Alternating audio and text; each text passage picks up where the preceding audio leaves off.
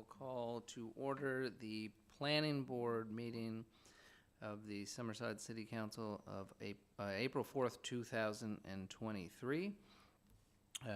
For council and folks following along from home, we're at the second section here under Planning Board. We have two councillors joining us virtually, Councillor Doiron, who's under the weather, and Councillor McDougall. I would just call to begin a motion to approve the agenda as presented. Councillor Snow, second. Councillor Adams. Anyone opposed to the agenda? Hearing none, we'll carry the agenda as it's presented. We begin by our land recognition. In the spirit of reconciliation, we acknowledge that the land upon which Summerside stands is unceded Mi'kmaq territory. Abagway Mi'kma'ki is covered by the historic treaties of peace and friendship. We pay our respects to the indigenous Mi'kmaq people who have occupied this island for over 12,000 years, past, present, and future. Call on any councillor to put forward any potential conflict of interest, real or perceived, with any of the matters going forward. Hearing none, we'll move forward. Councillor Doiron is joining us virtually, and he is the chair of Planning Board, but Councillor Snow is going to act as reading everything out, as it just from it's a lot easier to hear from here as opposed to Councillor Doiron reading from home. So Councillor Snow, I'll hand it over to you for item 5. Thank you, Your Worship. So first one up is 28 South Drive recommendation. Supporting explanation. Purpose. The purpose of the zoning amendment is to allow for an apartment buildings development. The applicant is proposing to change the land use from commercial vacant lot to residential. Background. An application was received by Riley Cameron for PID 67835 to amend the City of Summerside zoning bylaw from service commercial C2 zone to high density residential R4 zone. A public meeting was held on March 28, 2023, and council gave first reading on the same date. The applicant submitted a preliminary site plan for the portion of the property. The remaining portion of the property, lot 22-1, has been subdivided and an existing family dwelling has an existing family dwelling on it. Report. Under section 5.7 of the zoning bylaw, when Planning Board reviews a zoning bylaw amendment, it has to consider the following general criteria as applicable. Under section 8.4, the Parks and Green Space Plan, the criteria for B, C, E, G, and H must be considered. A, conformity with all requirements of this bylaw. Staff comment, the proposed development will conform to the proposed R4 development standards. The current C2 zoning would allow a commercial residential building. 50% of ground floor would have to be commercial. The remainder of the building may be residential. B, conformity of the official plan. Staff comment, the rezoning conforms to the official plan as the future plan use plan designates the land use as residential. Council must consider section 5.2.2, location of high density housing is to be considered.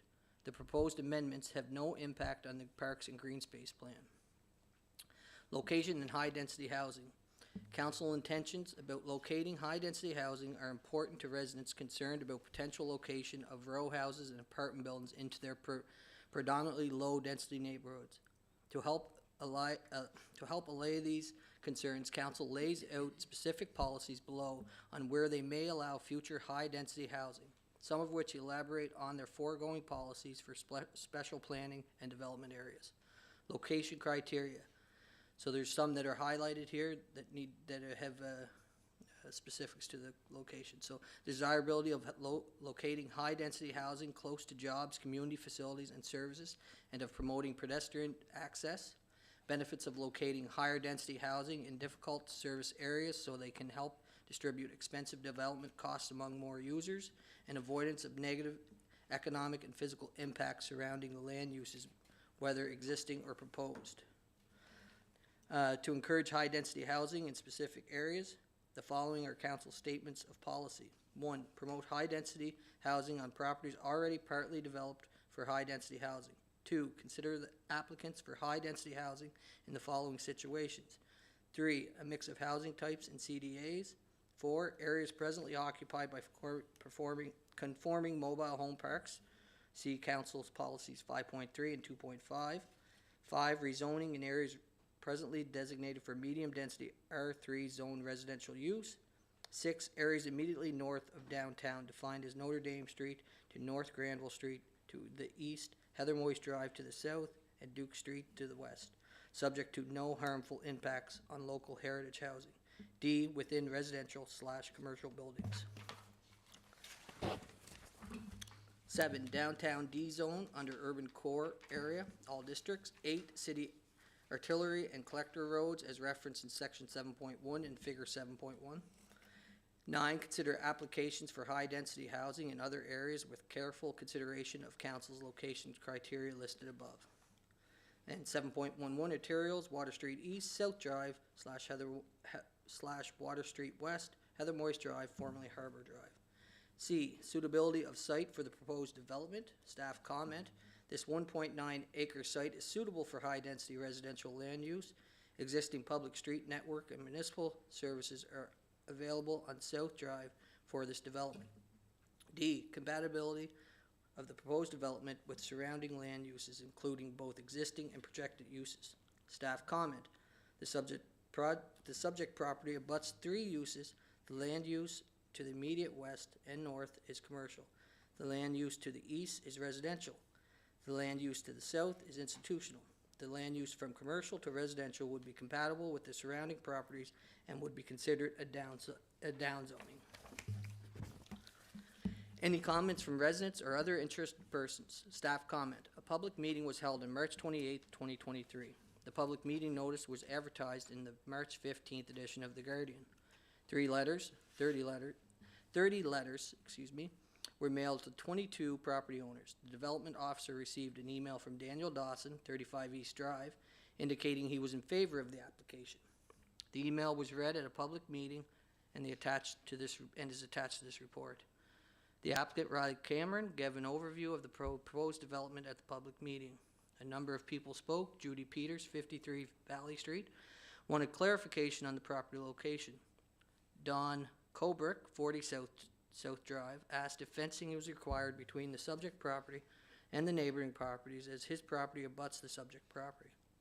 Corey LaRice, 91 Rebecca Drive, asked questions about the development and where the water and sewer connections would be to the city system.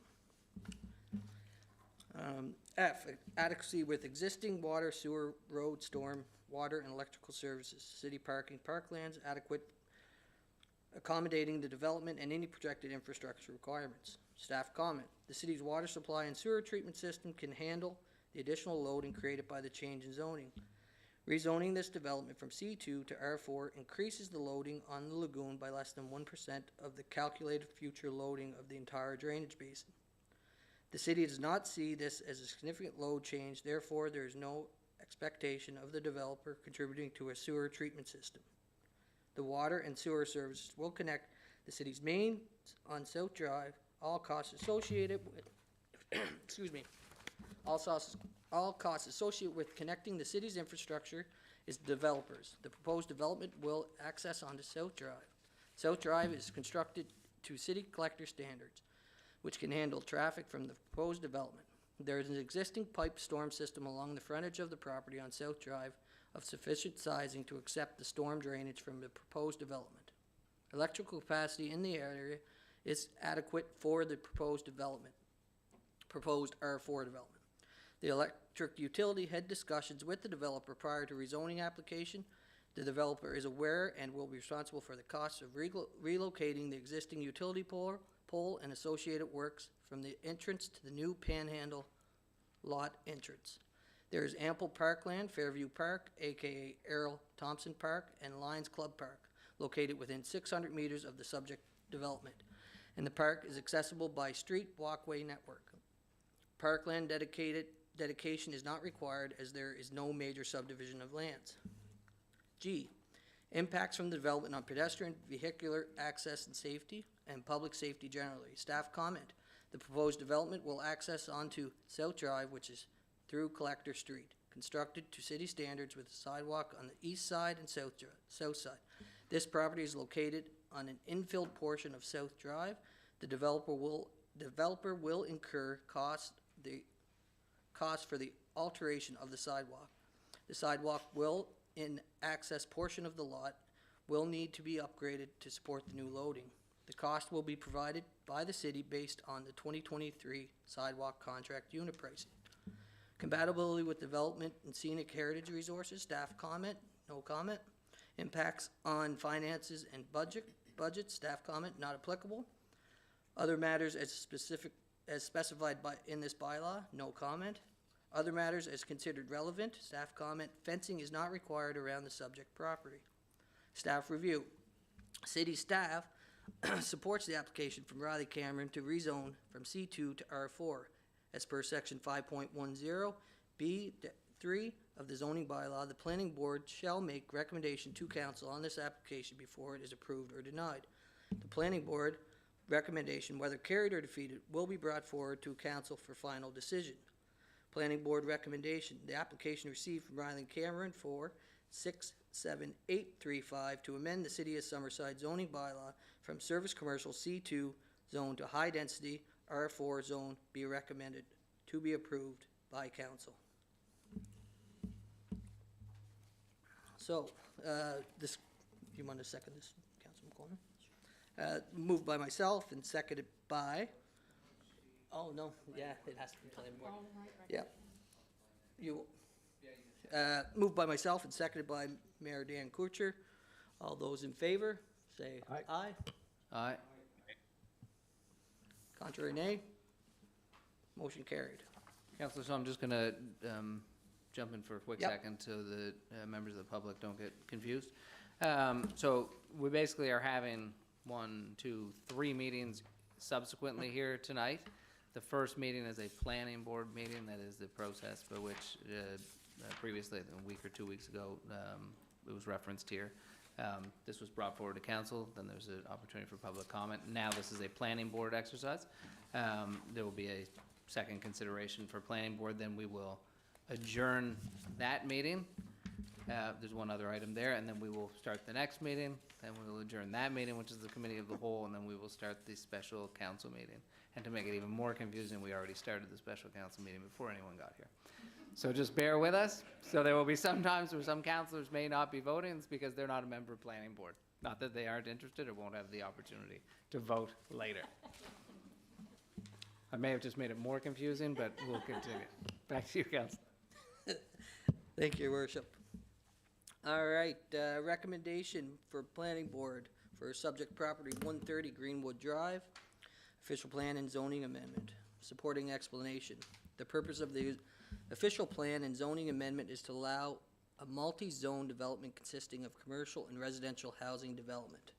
Background, application from Camco Inc. for PID number 69781 to amend the City of Summerside's official plan from industrial land use to a combination of commercial and residential land use and amend the zoning bylaw from light industrial M1 zone to a mix of service commercial C2, low density mixed residential R2, zone and high density residential R4 zone, and medium density narrow lot residential R3R. The purpose of the zoning amendment is to allow a retail store in the C2 zone, semi-attached housing in the proposed R2 zone, row/townhousing or apartment buildings in the proposed R4 zone, and single-family dwellings in the R3R zone. A public meeting was held on March 28, 2023, and council gave first reading on the same date. Report under section 5.7 of the zoning bylaw. When planning board reviews the zoning bylaw amendment, it has to consider the following general criteria as applicable. Under section 8.4 of the Parks and Green Space Plan, the criteria of B, C, E, G, and H must be considered. A, conformity with all requirements of this bylaw. Staff comment. Any development on the proposed zonings M1 to C2, R2, R4, and R3R would have to meet the development standards, setbacks, lot sizes, etc. of the relative zone. B, conformity with the official plan. Staff comment. Section 5.6 of the Summerside Official Plan describes council's policies for industrial development. Section 5.2.2, location of high-density housing, describes council's policy for location of high-density housing. The proposed amendments will impact the Parks and Green Space Plan. Section 5.6.1 in part states, key text is highlighted and emphasized, added with underlining.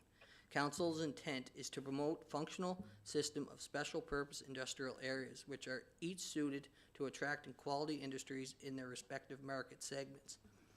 The city's future industrial areas are shown on future land use.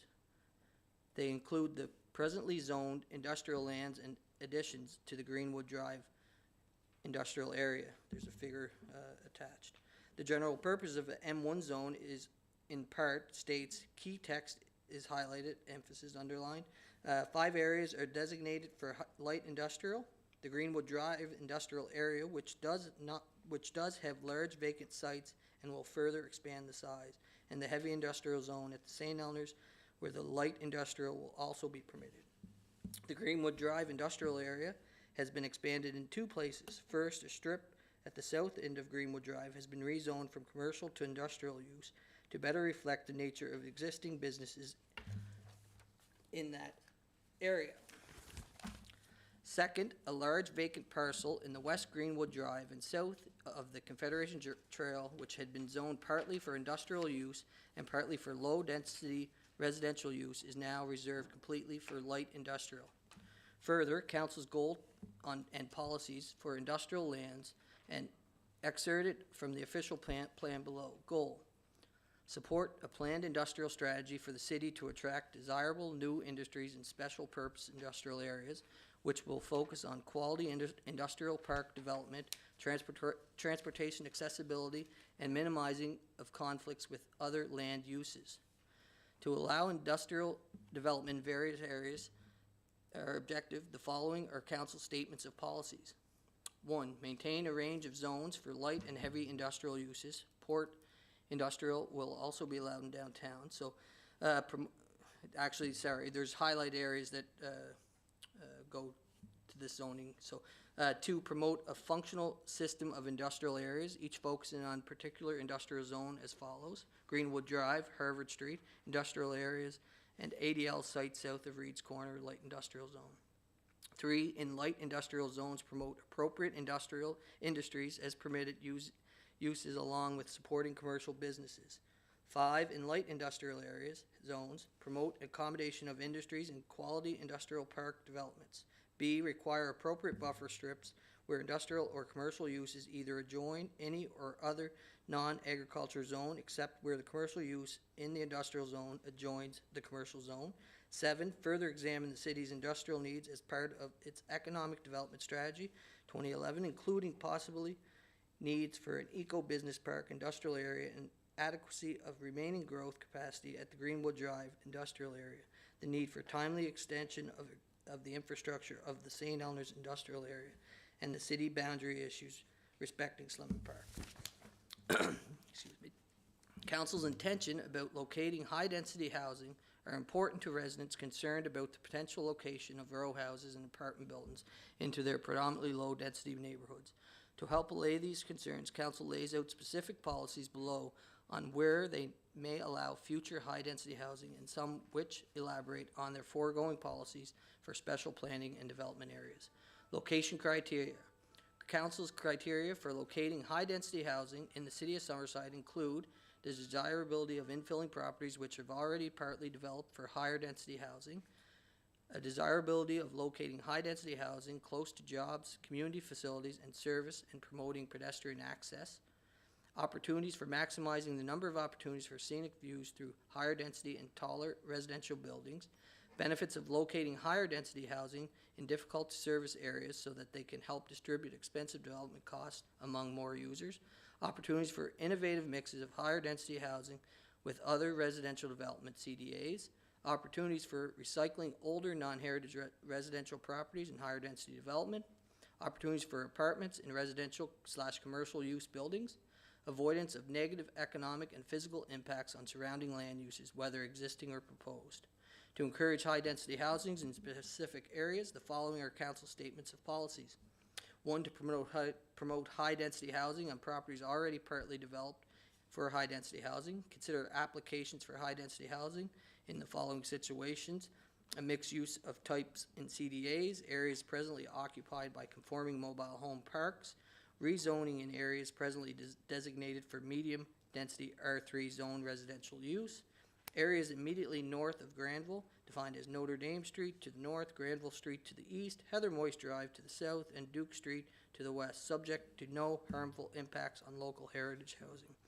Within residential commercial buildings, 7 downtown D zone, urban core, 8 city artillery and collector roads as referenced in section 7.1 and figure 7.1, and consider applications for high-density housing in other areas with careful consideration of council's location criteria listed above. Parks and Green Space Plan 7.3.2 indicates future conservation area, Ice Pond Conservation Area Extension 810 to the existing Ice Pond Conservation Area 190. Section 7.33 indicates the Ice Pond Greenway -750 would run from Green Shore Park -330 to Confederation Trail -40. C, suitability of site for proposed development. Staff comment, this site can accommodate the proposed service, commercial, and residential land use being proposed. D, compatibility of the proposed development with surrounding land uses, including both existing projected uses. Staff comment, this subject property abuts 2 existing land uses. The land use to the immediate east, south, and north are light industrial. The land use to the immediate west is low-density residential land use. The change from light industrial to residential land use would be compatible with the abutting existing residential and may not be considered light industrial land use. However, the Confederation Trail and Greenwood Drive would act as a buffer between the light industrial and the proposed residential land uses. The subject property is intended to be further subdivided and will be subject to a major subdivision process upon the development. The subject property land use is industrial, however, it has been utilized as farmland for several years. Consideration should be given to maintaining a portion of the M1 land running parallel to Greenwood Drive, or a plan to add M1 land somewhere else in the city. E, any comments from residential, other interested persons? Staff comment. A public meeting was held on March 28, 2023. Public meeting notice was advertised in the March 15th edition of The Guardian. 30 letters were mailed to 29 property owners.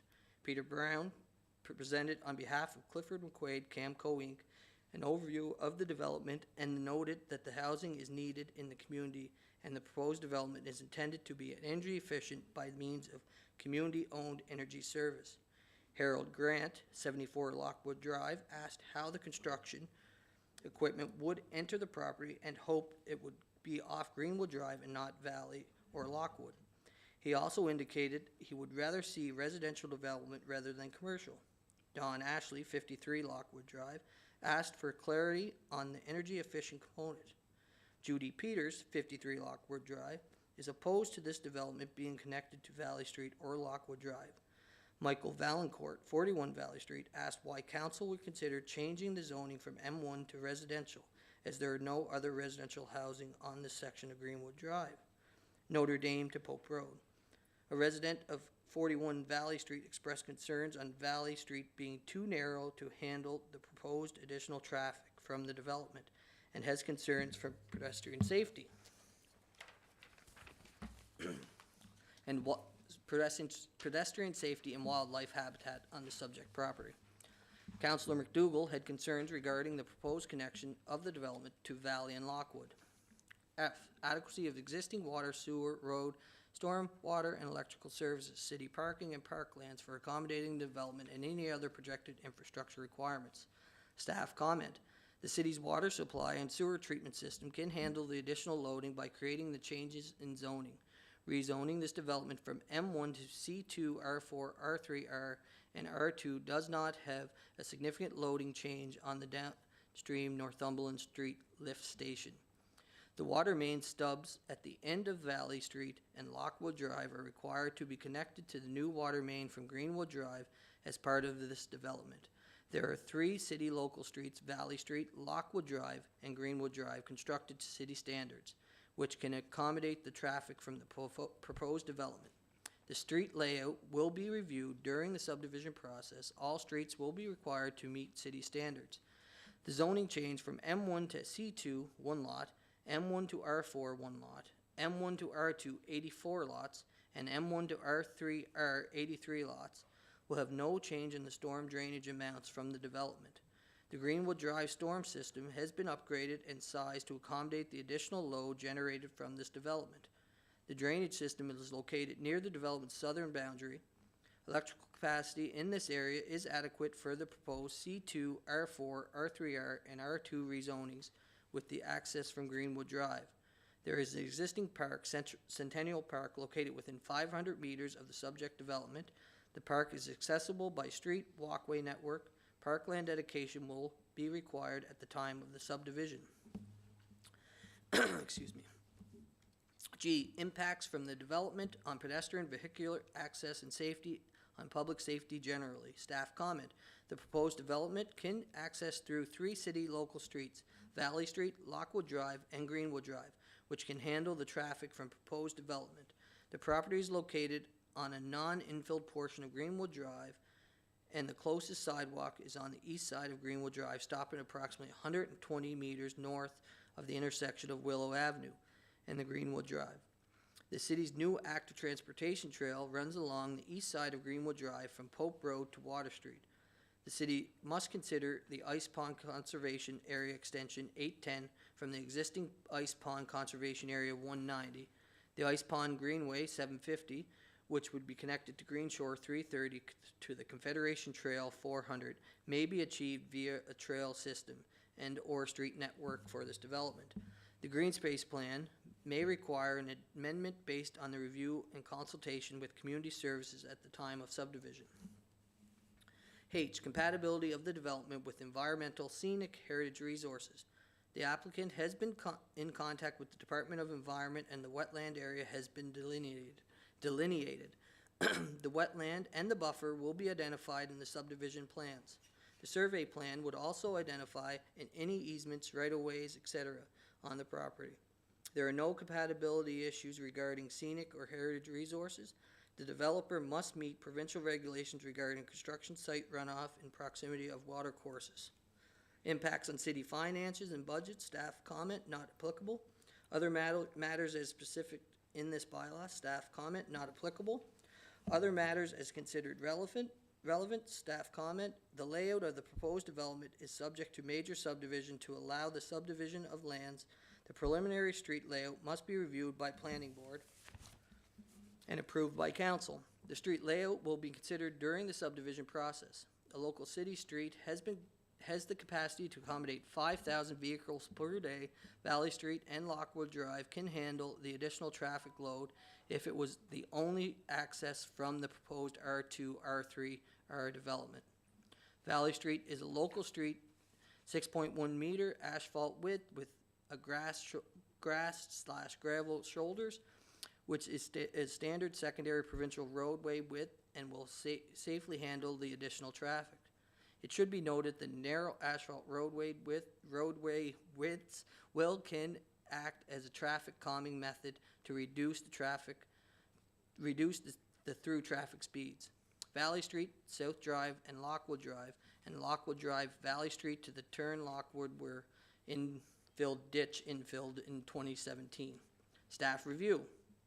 City staff are not opposed to the applications from the Camco Inc. for PID 69781 entirely to rezone to mix of service commercial, low density mixed residential R2 zone, high density residential R4 and medium density narrow lot density R3R.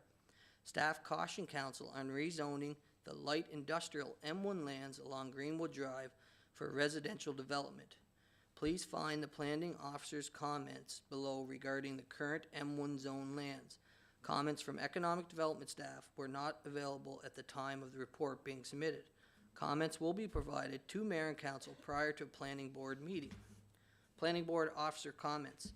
The subject property is approximately 60 acres in area, approximately 30 acres is building area. At the time of the original official plan in 1998, it has been Council's intention for this property to be future expansion of Pope Road / Greenwood Drive Industrial Park. Council's policies noted in this report do not explicitly prohibit council from changing the official plan future land use map from industrial to residential with respect to the current application. However, removing 30 acres of employment lands industrial and designating to residential does not align with council's economic growth strategy in section 3.7.1 of the official plan and policy number 7 highlighted above. An excerpt from section 3.7.1, similarly targeting commercial and land and industrial growth strategies are required to demonstrate the city's commitment to growth in these sectors. As principal, the city should know strategic impacts programs from a planning and development perspective. The city should know if the program generated new business or redistributed the existing business in the city as a measure of the program's success.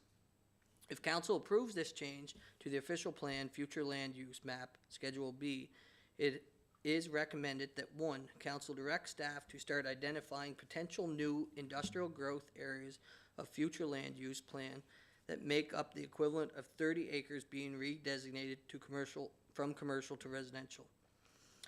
2, the text of the official plan in section 5.6 from industrial lands would need to be amended, as well as the map figure noted above. Recommendations number 1 and number 2 could occur at the time of the official plan 5-year general review, which happens in 2023.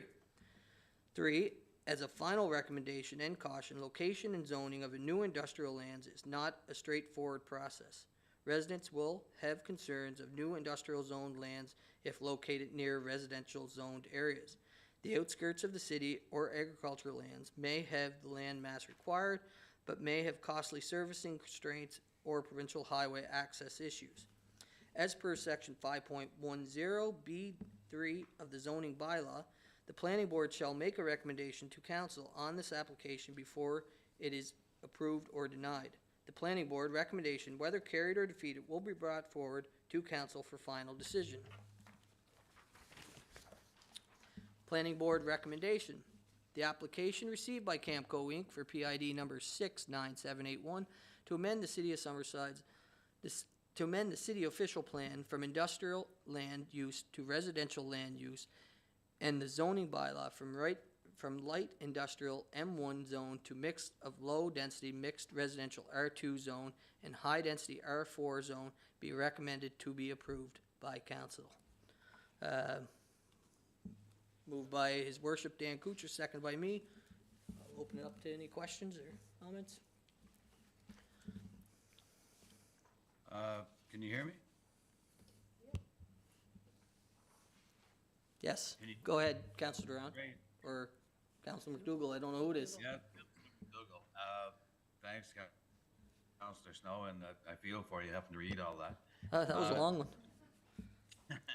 I have read the report that came out, and as we stated in the meeting, Councillor McDougall, is there any Yeah. chance you could yell into the phone? yell into the phone. We just having a hard time hearing you. If you could Can you speak hear up. me there?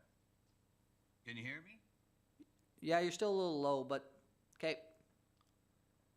Okay, I don't know where the Oh, Like that's there. You're getting better now. better now. Yeah. Anyway, I as I stated in the last meeting, and I know that this is just the rezoning of the, and not the development plan. Residents were there and spoke against the street going through, and I fully support them. This was an issue that came through in the last council. That was a big issue. The development at that time was turned down basically because of the industrial space that is zoned now. But housing is in bad need right now, and we need to look at all options. If we could identify land somewhere, I'm okay with having it rezoned, but I do not support the development coming forward that proceeds through Valley Street. And I just wanted to have that on record. Thank you. Thank you, Councillor McDougall. Could I add a point as well? Go ahead, Councillor Durant. Just something, just as a point of, I guess, fact, something that was missed at the last meeting. Just something to think about. Since that is currently zoned all residential now, I mean, as of right, tomorrow or next week or next month, there could easily be an industrial development put in there, and the roads could be, joined up. That was just a point that was brought to my attention after the last meeting that maybe not everyone was able to consider at the time. So just something that I wanted to throw out there to just to reflect on, I guess, to think about. Thank you, Councillor Gallant. I'll push it over to Linda just for a sec so she can confirm basically what Councillor Gallant just said. If I heard him correctly, I think what he was saying was currently if this development, we could come in with a development now, somebody could come in with an M1 development, and we could still propose those roads to be connected to Valley or Lockwood, regardless of whether it's residential or at the current zone of M1.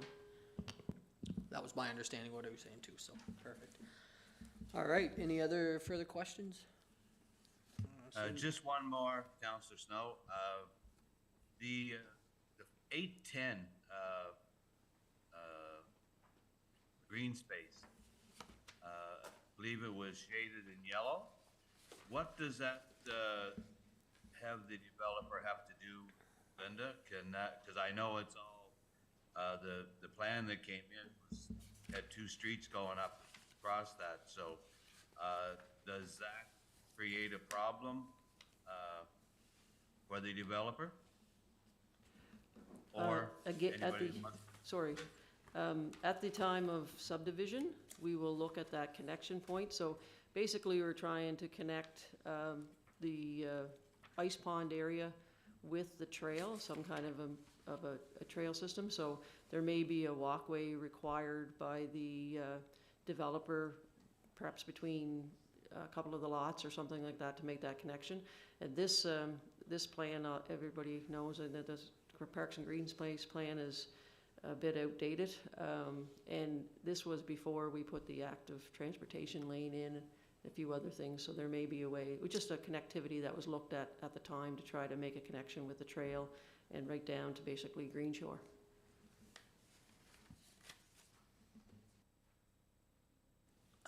Any further questions from council? So it's moved by His Worship, Mr. Kuchar, and seconded by myself. All those in favor? Aye. Contrary, nay. Hearing none. Carried. Can you clarify when the vote is being taken? Like, is it for the planning board or for all of council? Just so we know that. So to clarify, this is, yeah, no, but when's this coming to council for final vote?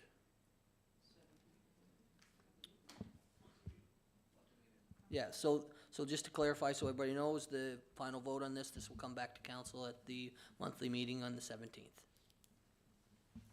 you. All right, so next up on the agenda is notification area, and that's Councillor Morrison.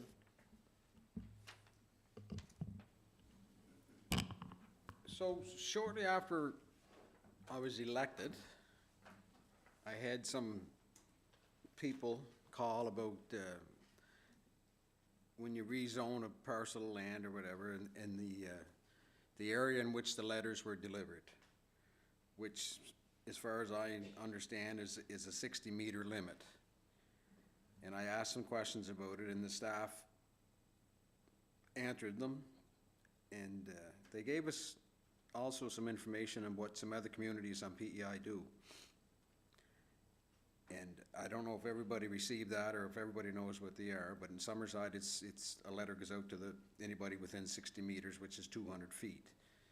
So just to update that, in Charlottetown, it's 100 meters, 328 feet, and plus there's a sign required. In Cornwall, it's 75 meters, 246 feet, with a sign on subject property. And in Stratford, it's a letter, 150 meters, 490 feet with a sign on subject property. So I kind of agree with what the people were saying, that it'd be nice if it was expanded a little bit, and I know that brings other issues with it, and I understand that. But I think the city would be doing itself a favor maybe if they expanded that to whatever, 100 meters, or, and I'm sure other people here can make some comments on that or voice their opinion or something, so maybe I'd like to hear some of those, or. I'll go ahead, Councillor Adams. I'm in full support of increasing it, because say if the property in question was beside a park or it was beside an empty lot, then you miss out on all that. Yes, and it was the same, we ran into this when we did the Water Street East, the group home that they were proposing, and there was a park and there was a few businesses around, so the residents didn't get the letters that really should have, or felt they should have, and I agree that some should have, because with the bus stops and everything in the area, so I'm definitely for stretching that out. So I guess it's something I mentioned a few years back too. It's something I started to question a little bit, just because I think sometimes when there's a development, there's things that end up impacting other housing in the area that just don't fall into that 60 meters. So I always thought that there was I didn't see a risk to expanding the boundary other than getting more input from the residents. But the one thing I notice on here is the sign on the subject property, and I think something we don't do well enough as a council is to actually get out and see the properties in question. It's something I try to do as much as I can. If there's a rezoning wherever, I end up taking 5, 6, 7 drives by. I'll sit in the parking lot and just look at it and think about it, because I know and I feel that if it was happening close to me, I would want to have my input or my suggestions on the development as well. So, I think there's some ways we can sort of expand and, tighten up the way we do notifications. So, yeah, I have no issues in supporting or moving this forward. Councillor Coleman? Thank you for that suggestion, Councillor Morrison. I'm not one for making a decision just, with the information, but what I would appreciate is if we could hear back from tech services on the different sizes of the information that Councillor Morrison has brought forward, and the notification of signage, just to help give us a bit more evidence-based information that can help us make that decision when it would come before us for a vote. But I think it's important, because we have run into situations where people have had questions and they felt like they didn't know about something coming to a public application. So it would be good to just review that and bring it back to council.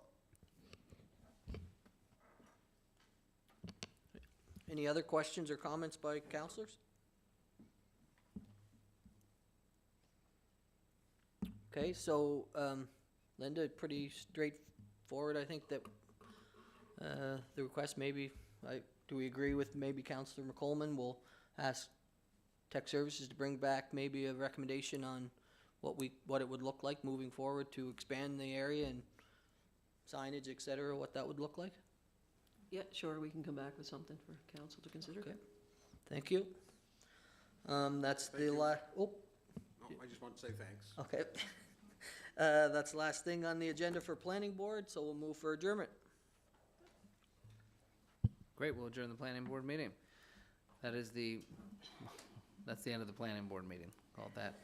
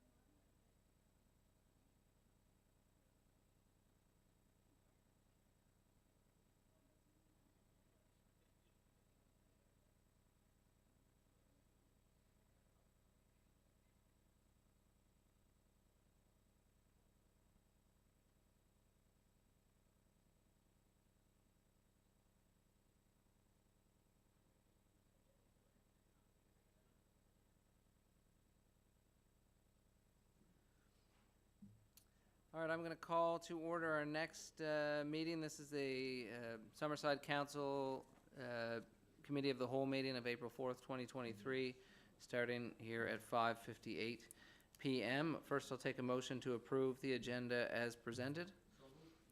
Councillor Snow, second Councillor Gallant. Anyone opposed to the agenda as presented? Hearing none, we'll call that carried. Conflict of interest declaration from any councillor who has any real or perceived conflict with any of the items set forth in the agenda. Hearing none, we'll move forward. We'll move right into item 4. I know Councillor Adams, you have to leave approximately 6:30. Is that correct? Is that what you just told me? Sorry, you told me that 1 minute ago and I forgot. I think we'll get to your item in time. So why don't we start first with Councillor Doiron, who's joining us from virtually because he is under the weather. Councillor Doiron, over to you. Okay, can you hear me okay? Yes. Okay, so I see what I think to be a few people there. I can see the tops of the heads of the front row, and I was really looking forward to addressing all of you in person, so I'm sorry I couldn't be there. But a few nights ago, Ken gave a presentation on behalf of SAFE, and I was thoroughly impressed with the depth of that presentation. I said it then and I'll say it now. I think that if council is at all interested in pursuing an AT plan for the city, and if this is the path we'd like to take, I really think we've been handed a plan potentially worth tens of thousands of dollars. If history is any indication, it's typical that, you know, to hire a consultant for a project of this magnitude, that's usually the kind of price tag that we're dealing with. So will there need to be amendments made by staff in order to truly make this work? Maybe, but maybe not. I think the foundation and more has been laid, and this just makes sense. I would certainly appreciate and expect that feedback from staff as to what may or may not work, and certainly as was asked during the presentation, it's important to explore what the province might be looking at, but I think we can pioneer this as a city. We've pioneered so many other initiatives. We've been cautioned about jumping into something without looking at those factors, and I appreciate that, but so much work has been done for us up to this point, and I think we owe it to the incredible number of residents and supporters and organizations of this initiative to get the ball rolling. So with all that being said, and with council support, I'd like to ask staff to begin the steps of adopting and implementing this plan. We'll open to comments from council first. I have no issue with, personally, I have no issue with it going forward to staff for review and recommendations, and make sure that if there are any items in the plan that for whatever reason might not fit within the municipality, or issues that community services or tech services might see in there. I think to your point, there's been a ton of work done by Ken and his group. So there's definitely value in exploring the plan further, taking a real deep dive into everything in there. I'm sure Ken has lots of answers to some questions we would have. I'm sure JP and the community services staff, tech services, would have lots of questions of Ken and the plan and requirements. So I think it'd be a wise decision to at least utilize that plan the way it sits now and see how far we can move it down the line.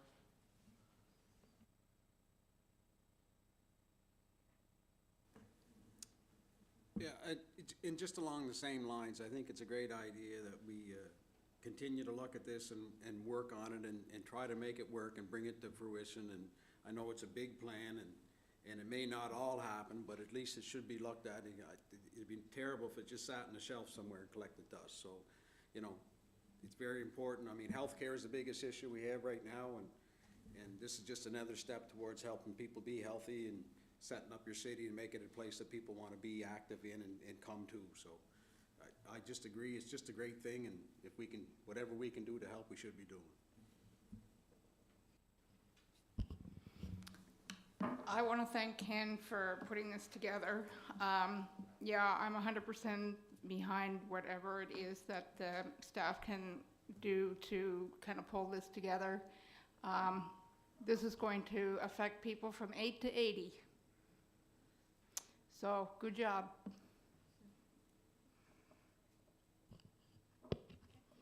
Councillor Gallant? I also just want to make a comment. Ken, I do think you've put a phenomenal presentation together that will be really helpful for council. I think it sounds like a very important one because it certainly leads to activity, socialization for all ages, health, all of those things. The one question that I have is if the province is going to be looking at some type of like a provincial plan, and I know Councillor Doiron has indicated that possibly the city could pioneer as a city like a municipal plan. I think it sounds really good. The only thing that I caution us on that we need information on that would help me as one individual council is that the comments that I have heard, I've polled around to some of the residents that I know that are very interested in biking. The one question that I do get is over costing.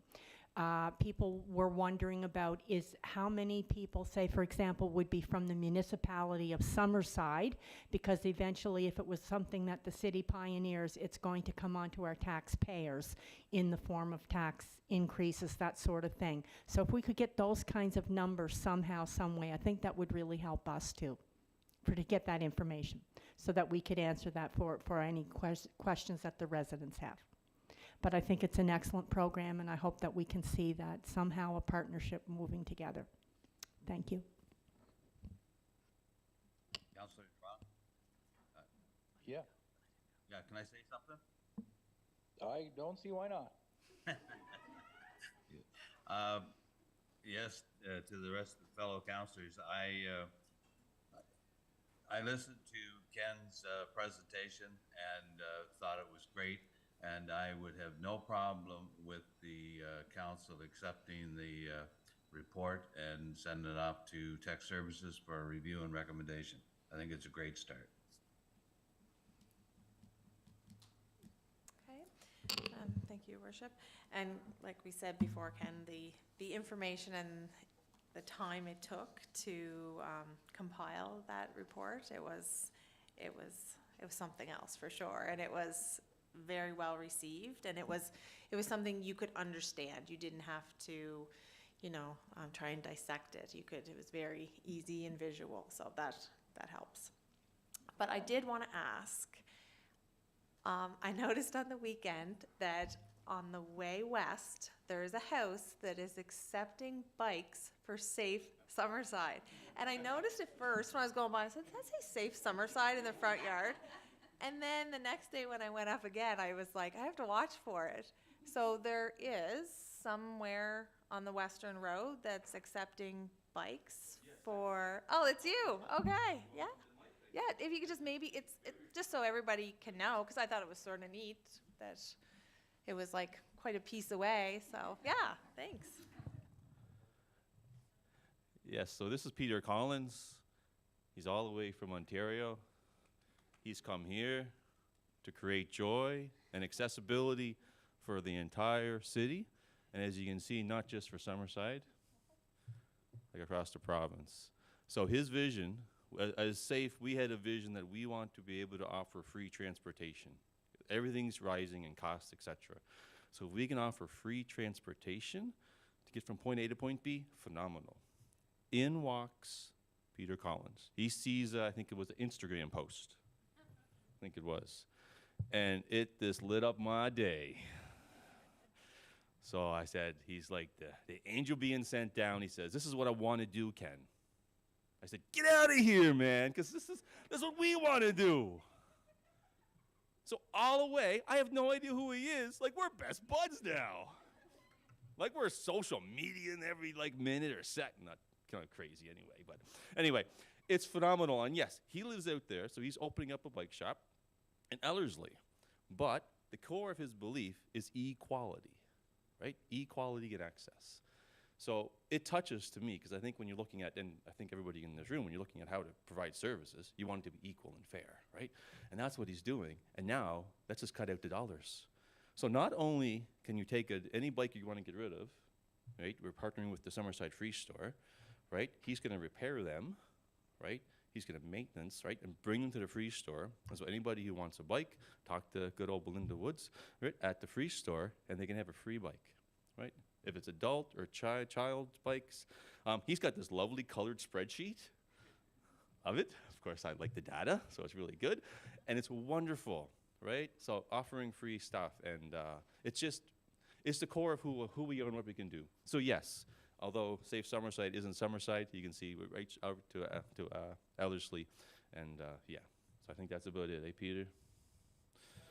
Awesome, sounds good. Thank you, thank you. Well, thank you, Peter. Your sign was eye-catching, so I really appreciate that. So that's awesome. Thank you, councillors. Thank you, members of the public. I think perhaps the best way to do this then would just be to propose a motion for council. And also to put this forward, a motion for council to accept the report as presented by Ken Trenholm and Safe Summerside, and to direct the CAO to work with Ken Trenholm and Safe Summerside to bring forward an official active transportation network plan for the city of Summerside for council's review, consideration, and potential adoption. Any councillors in support of that motion indicate by saying aye. Anyone opposed to that? Aye. Hearing none, then we look forward to hearing from staff and bringing forward an official active transportation plan for the city of Summerside. Thank you very much, Ken, and all of the people who are here with you, and people who have worked really hard on this. We're not there yet, but certainly a lot further down the path than we had before. So thank you very much.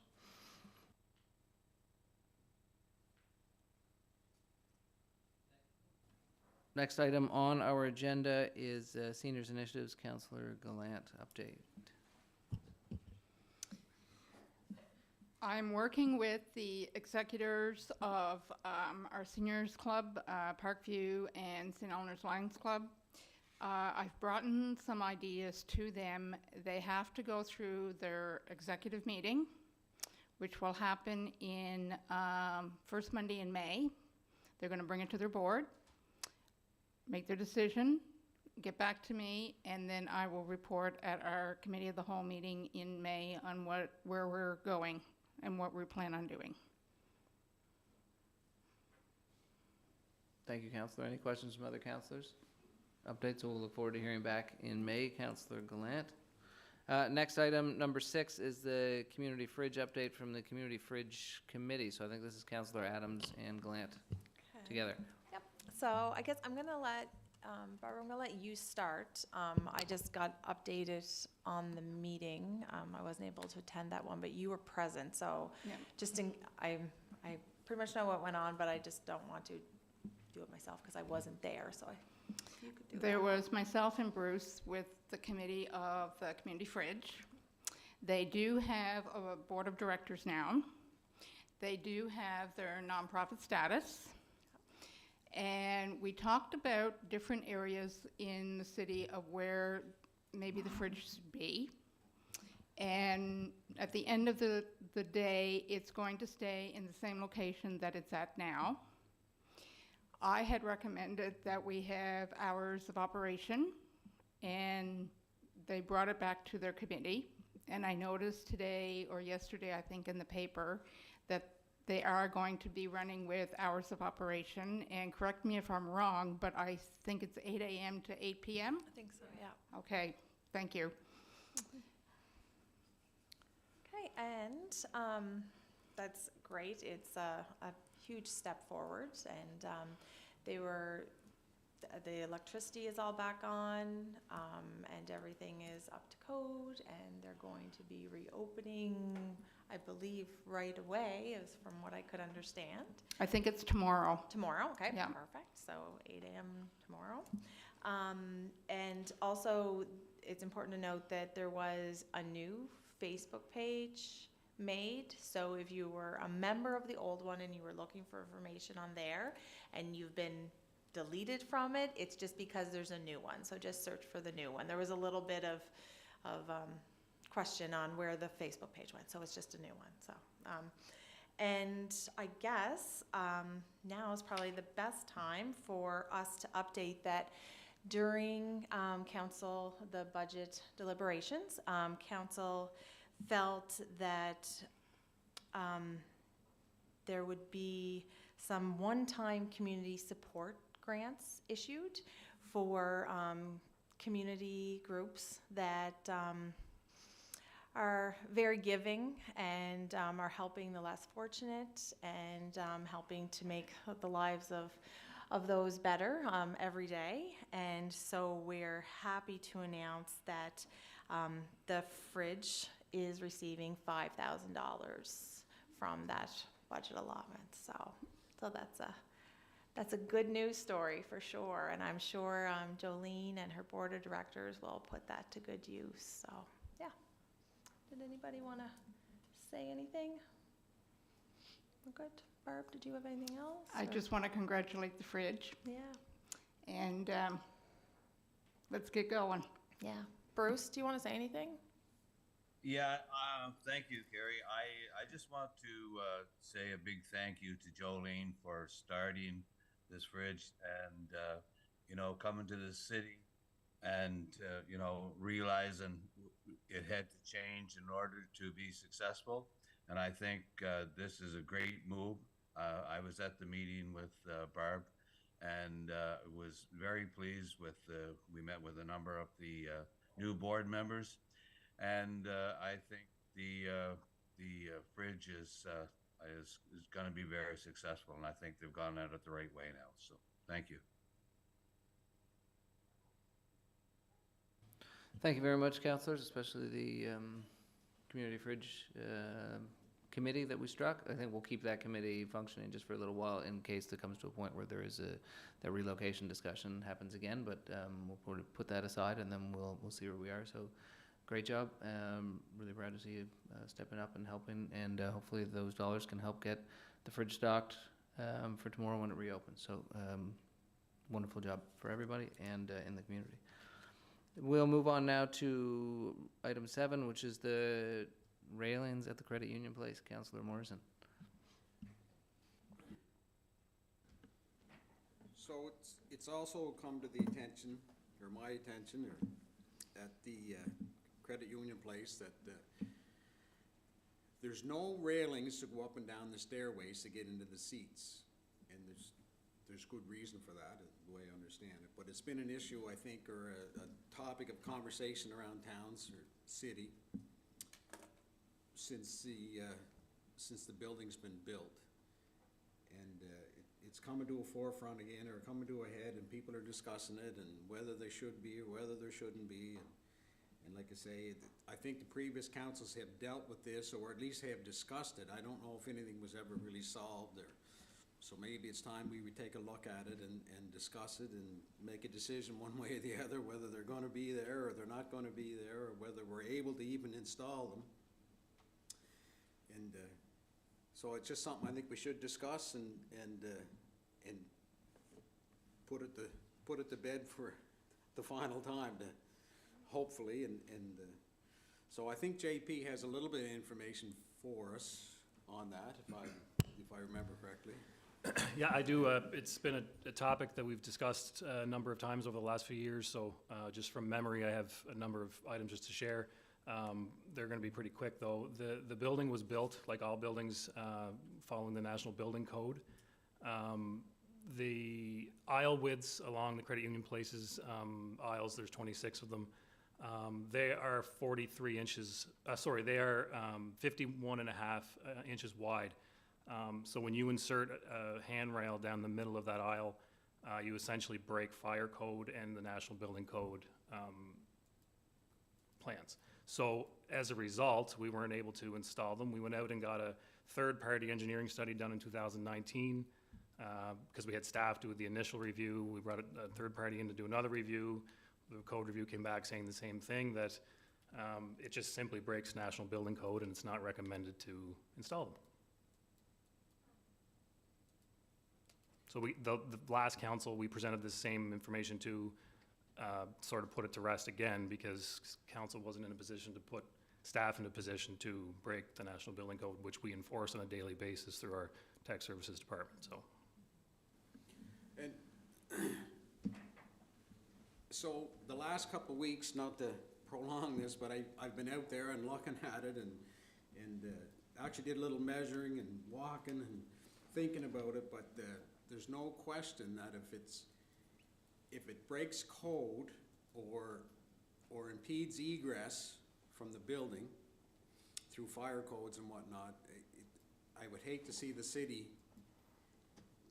to get into a position where they're going to get themselves in more trouble by putting them there. I understand that it's difficult to get up and down, especially if you have mobility issues. But it's also my understanding that there's approximately, and I don't know the exact number, let's say 3,500 seats, and JP can correct me, I'm sure he knows exactly what there is. And the last row, or the highest row up, which depending on where you're sitting is either 12 or 13 rows from the glass, each one of those seats would be considered accessible. And I think that's somewhere just over the 300, or approximately 10%, or a little more than 10% of what's in the facility, which, again, there's probably a code on that, and I think that's way above and beyond what the minimum number has to be.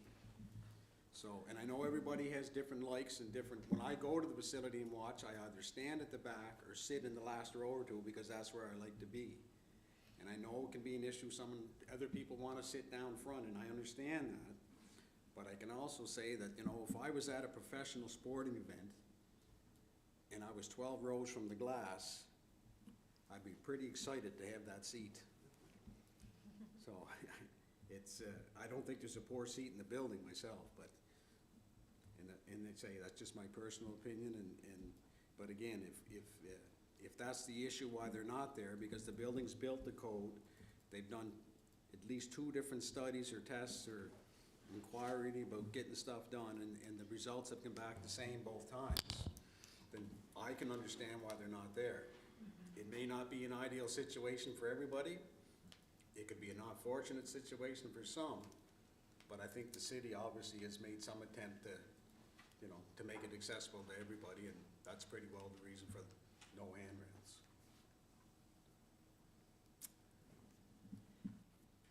I just have a quick question, and JP, just so for the public, if they want to sit down in the first few rows, can they, like, you know how now we sort of load from the top down, right?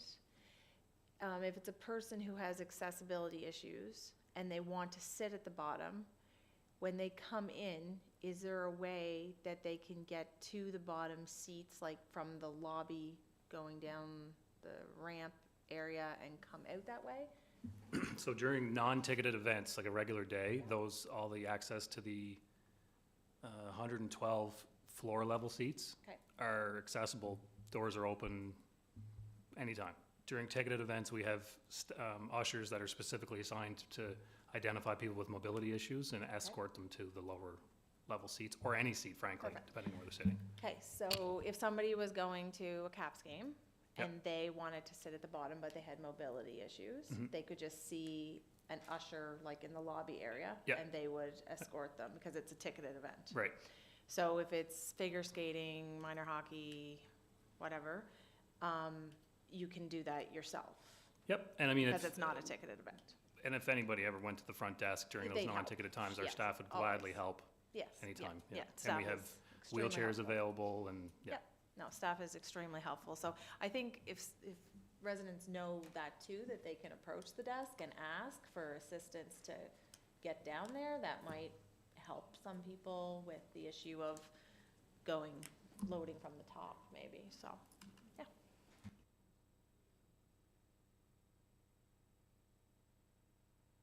I guess I just have one question, JP. If the aisles were wider, would then, was that considered? And I have read a report, but I forget that, if that was considered. So the aisles would have to be 86 inches wide in order to accommodate a handrail and meet National Building Code. And currently they're 53 inches. I might have said 51 before, but it's 53, so we're significantly short. So that would be a renovation, removing one seat probably from each aisle, if you were to do it in one section, 1 to 2 seats. like if you were to make an accessible, I know this is difficult because you can go to some sporting events, you can go to Madison Square Gardens, or you can go to the Eastlink Center and there's railings. And you go walk on this railing there, you can go to Scotiabank Center or the Credit Union Place and there's not, how come they're not here? So I'm wondering if, is that, if you did it for one section, would you be able to remove a seat or two seats and do something like that? I know that's a significant, potentially a significant renovation piece. Yeah, anything's possible, for sure, yeah. I don't know the implications of construction.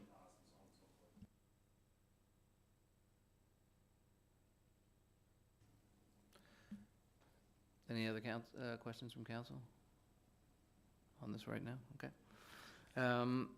With that, we will continue moving on. Rick, I'm not sure you're going to get put it to rest. No question, unless issue continues to come up for a variety of reasons. But the committee of the whole meeting for April 4th, 2023, will now adjourn that meeting. We'll take a quick 5-minute recess and then we will move into the special council meeting. Thank you very much, everybody.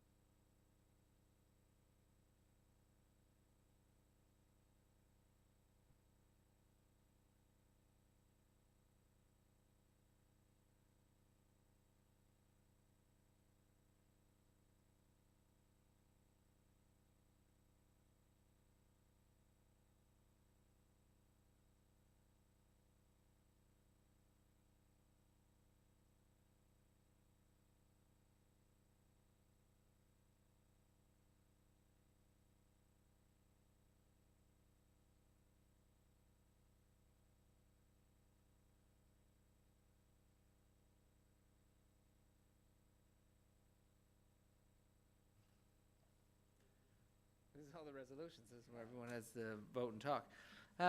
Okay, so I will call to order the third meeting of the night, the special council meeting of the City of Summerside City Council, April 4th, 2023. Call to order at 6:31 p.m. I call for a motion to approve the agenda as presented. Councillor Snow, second. Councillor McColman. Anyone want to make any changes or adjustments to that?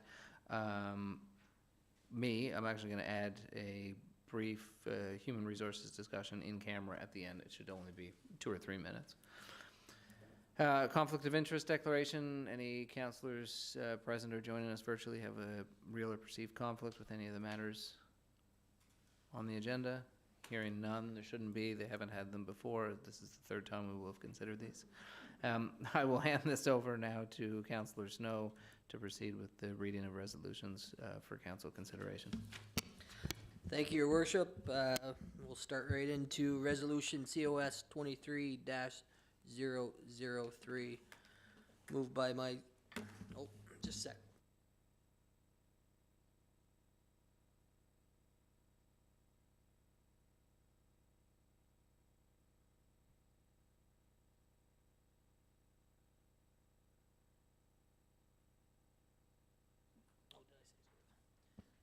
It's all right. So, anyway, okay, we got it under control. Yeah, I got it, I heard you. Yep. Okay, so Resolution COS 23-033, moved by myself, Councillor Snow, and seconded by Councillor Norm McColman. Whereas an application was initiated by the City of Summerside to amend the future land use plan for a portion of PID 439653 from parkland use to residential land use under the City of Summerside official plan. And whereas in accordance with Section 5.7 of the zoning bylaw, Council shall consider the following general criteria as applicable: conformity with all requirements of the bylaw, conformity with the official plan, suitability of the site for the proposed development, compatibility with the proposed development with surrounding land uses, including both existing and projected uses, any comments from residents or other interested persons, adequacy of existing water, sewer, road, stormwater, and electrical services, city parking, and parklands for accommodating the development, and any projected infrastructure requirements, impacts from the development on pedestrian, vehicular access and safety, and on public safety generally, compatibility of the development with environmental, scenic, and heritage resources, impacts on the city finances and budgets, other matters as specific in this bylaw, other matters as considered relevant. Be it resolved that the official plan amendment 0032 to amend the City of Summerside official plan be hereby formally adopted. Schedule B is attached. This bears the recommendation of Planning Board meeting held on March 28, 2023. The official plan amendment, the Council of the City of Summerside, under authority vested by Section 18 of the Planning Act, RSPEI 1988 Cap P8, hereby enacts the following. The land use for portion of PID 439653, as shown on Schedule B of the future land use plan, is designated as residential land use, hereby excluding it from its former designation of parkland use under the City of Summerside official plan.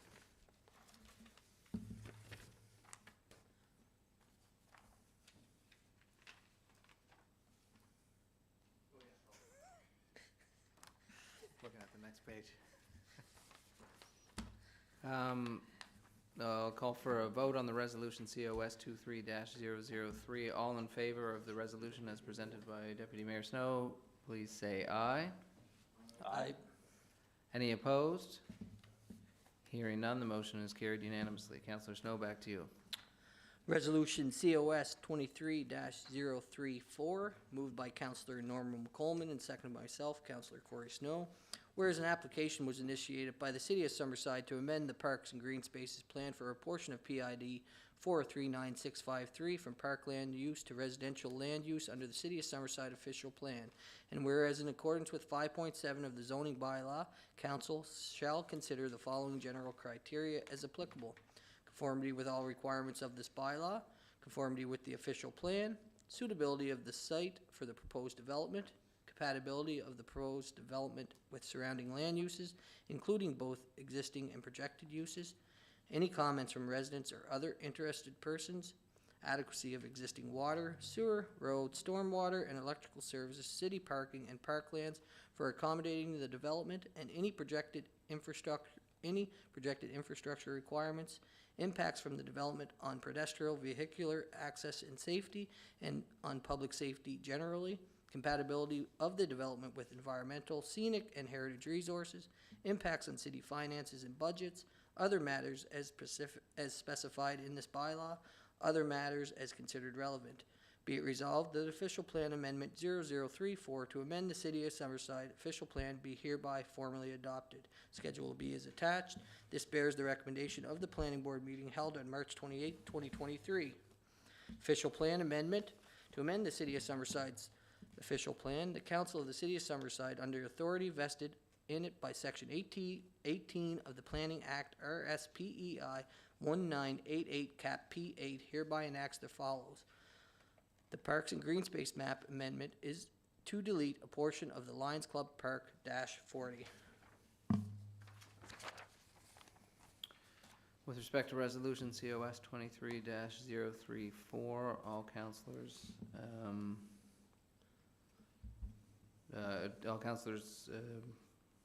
who approve? Say aye. I'm looking for my words. Any opposed? Hearing none, the resolution is carried. Resolution COS 23-035, moved by Councillor Corey Snow and seconded by Councillor Norman Coleman. Whereas application was initiated by the City of Summerside for zoning amendment for a portion of PID number 439653 from Parkland P zone to high-density residential R4 zone under the City of Summerside zoning bylaw. And whereas zoning bylaw amendment 0033, a bylaw to amend the City of Summerside zoning bylaw, was read and declared as read a first time at council meeting held on March 20th, 2022.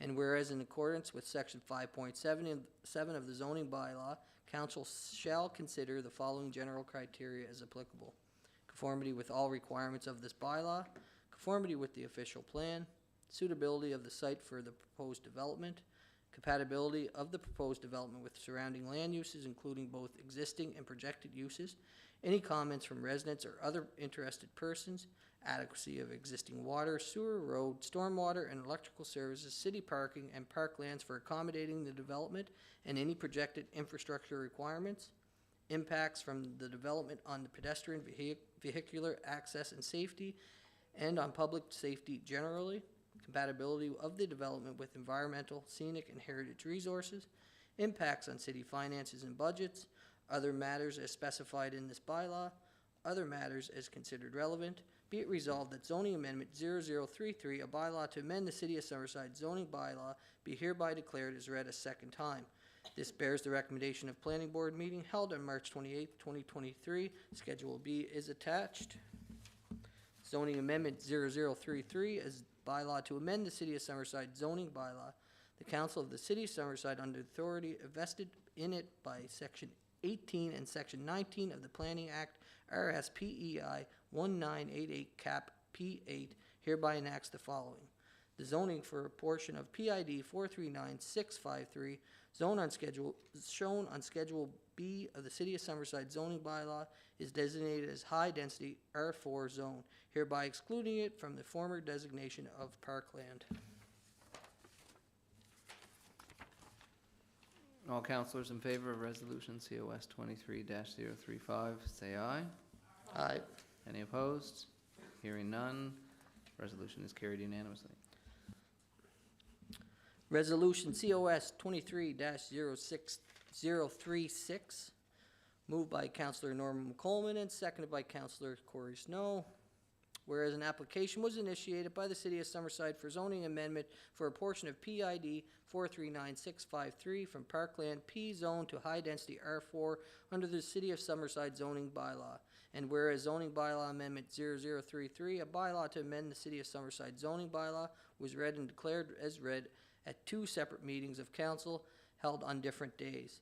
Be it resolved that zoning bylaw amendment 0033, a bylaw to amend the City of Summerside zoning bylaw, be hereby formally adopted. All councillors in favor of resolution COS 23-036, please say aye. Aye. Any opposed? Hearing none, so carried unanimously.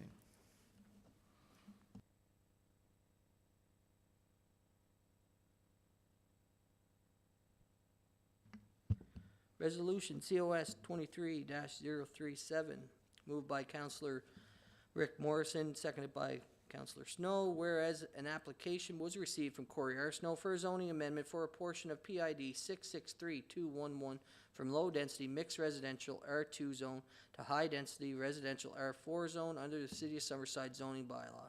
And whereas zoning bylaw amendment 0038, a bylaw to amend the City of Summerside zoning bylaw. My phone's talking to me all of a sudden. All right, let me start that. And whereas a zoning bylaw amendment 0038, a bylaw to amend the City of Summerside zoning bylaw, was read and declared as read a first time at council meeting held on March 20th, 2023. And whereas in accordance with section 5.7 of the zoning bylaw, council shall consider the following general criteria as applicable: conformity with all requirements of this bylaw, conformity with the official plan, suitability of the site for the proposed development, compatibility of the proposed development with surrounding land uses, including both existing and projected uses, any comments from residents or other interested persons, adequacy of existing water, sewer, road, stormwater, and electrical services, city parking, and parklands for accommodating the development, and any projected infrastructure requirements, impacts from the development on pedestrian, vehicular access and safety, and on public safety generally, compatibility of the development with environmental, scenic, and heritage resources, impacts on the city finances and budgets, other matters as specified in this bylaw, other matters as considered relevant. Be it resolved that zoning amendment 0038, a bylaw to amend the City of Summerside zoning bylaw, be hereby declared as read a second time. This bears the recommendation of Planning Board meeting held on March 28, 2023. Schedule B is attached. Zoning Amendment 0038, a bylaw to amend the City of Summerside zoning bylaw. The Council of the City of Summerside, under the authority invested by Section 18 and Section 19 of the Planning Act RSPEI 1988 Cap P8, hereby enacts the following. The zoning for a portion of PID 663211, shown on Schedule B of the City of Summerside zoning bylaw, is designated as high-density residential R4 zone, hereby excluding it from its former designation of low-density mixed residential R2. All councilors in favor of resolution 23-037, please say aye. Aye. Any opposed? Hearing none, resolution is carried unanimously. Resolution COS 23-038, moved by Councillor Rick Morrison, seconded by Councillor Corey Snow. Whereas an application was received from Corey R. Snow for zoning amendment for a portion of PID 663211 from low-density mixed residential R2 zone to high-density residential R4 zone under the City of Summerside zoning bylaw. And whereas zoning bylaw amendment 0038, a bylaw to amend the City of Summerside zoning bylaw, was read and declared as read at two separate meetings of council held on different days. Be it resolved that zoning bylaw amendment 0038, a bylaw to amend the City of Summerside zoning bylaw, be hereby formally adopted. All councilors in favor of resolution COS 23-038, please say aye. Aye. Any opposed? Hearing none, resolution is carried unanimously. Resolution COS 23-039, moved by Councillor Barb Gallant, seconded by Councillor Corey Snow. An application was received from Strategic Holdings, Inc. to amend future land use plan PID 118009 from commercial land use to residential land use under the City of Summerside's official plan. And whereas in accordance with Section 5.7 of the zoning bylaw, Council shall consider the following general criteria as applicable: conformity with all requirements of this bylaw, conformity with the official plan, suitability of the site for the proposed development, compatibility with the proposed development with surrounding land uses, including both existing and projected uses, any comments from residents or other interested persons, adequacy of existing water, sewer, road, stormwater, and electrical services, city parking, and parklands for accommodating the development, and any projected infrastructure requirements, impacts from the development on pedestrian and vehicular access and safety, and on public safety generally, compatibility of the development with the environment, scenic, and heritage resources, impacts on the city's finances and budgets, other matters as specified in this bylaw, other matters as considered relevant. Be it resolved that the official plan amendment 0036 to amend the City of Summerside's official plan be hereby formally adopted. Schedule B is attached. This bears the recommendation of Planning Board meeting held on March 28, 2023. Official Plan Amendment 0036 to amend the City of Summerside's official plan. The Council of the City of Summerside, under the authority vested in it by Section 18 of the Planning Act, RSPEI 1988 Cap P8, hereby enacts the following. The land use for PID 1118009 as shown on Schedule B of the future land use plan is designated as residential land use, hereby excluding it from its former designation of commercial land use under the City of Summerside's official plan. All councilors in favor of resolution COS 23-039, please say aye. Aye. Any opposed? Hearing none, the resolution is carried unanimously. Resolution COS 23-040, moved by myself, Councillor Corey Snow, and seconded by Councillor Norma Coleman, whereas an application was received from Strategic Holding, Inc. for a zoning amendment for the PID 1118009 from Service Commercial C2 zone to High Density Residential R4 zone under the City of Summerside zoning bylaw. And whereas zoning bylaw amendment 0037, a bylaw to amend the City of Summerside zoning bylaw, was read and declared as read a first time at the council meeting held on March 20th, 2023. And whereas in accordance with Section 5.7 of the zoning bylaw, council shall consider the following general criteria as applicable: conformity with all requirements of this bylaw, conformity with the official plan, suitability of the site for the proposed development, compatibility of the proposed development with surrounding land uses, including both existing and projected uses, any comments from residents or other interested person, adequacy of existing water, sewer, road, stormwater, and electrical services, city parking, and parklands for accommodating the development, and any projected infrastructure requirements. Impacts from the development on pedestrian and vehicular access and safety, and on public safety generally. Compatibility of the development with the environment, scenic, and heritage resources. Impacts on city finances and budgets. Other matters as specified in this bylaw. Other matters as considered relevant. Be it resolved that zoning amendment 0037, a bylaw to amend the City of Summerside zoning bylaw, be hereby declared as read a second time. This bears the recommendation of the Planning Board meeting held on March 28, 2023. Schedule B is attached.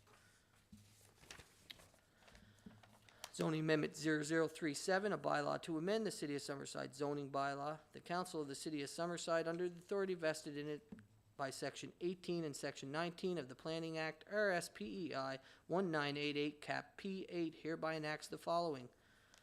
The zoning for PID number 1118009, shown on Schedule B of the City of Summerside zoning bylaw, is designated as High Density R4 zone, hereby excluding it from its former designation of Service Commercial 2.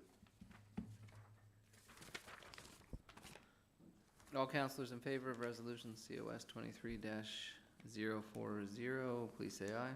Aye. Any opposed? Hearing none, so carried unanimously. Last one, Corey. Last one.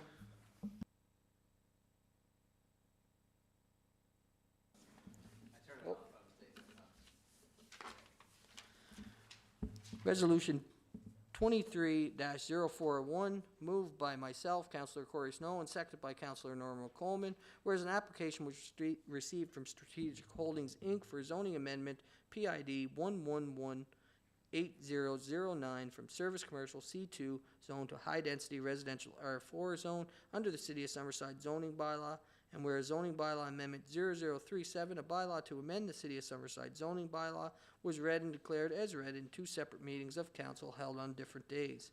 Be it resolved, zoning bylaw amendment 0037, a bylaw to amend the City of Summerside zoning bylaw, be hereby formally adopted. All councilors in favor of resolution COS 23-041, please say aye. Aye. Any opposed? Hearing none, so carried unanimously. That's the last resolution. I think Councillor Snow, thank you very much. Thank you. What we'll do now is we're going to, a very brief human resources matter we have to discuss that has to be in camera because we're discussing individuals' names. And then we're going to do a quick little thing, yep, so we can meet in the media room if that's okay. And by the time you're set up, I think we'll be ready. Okay, no problem.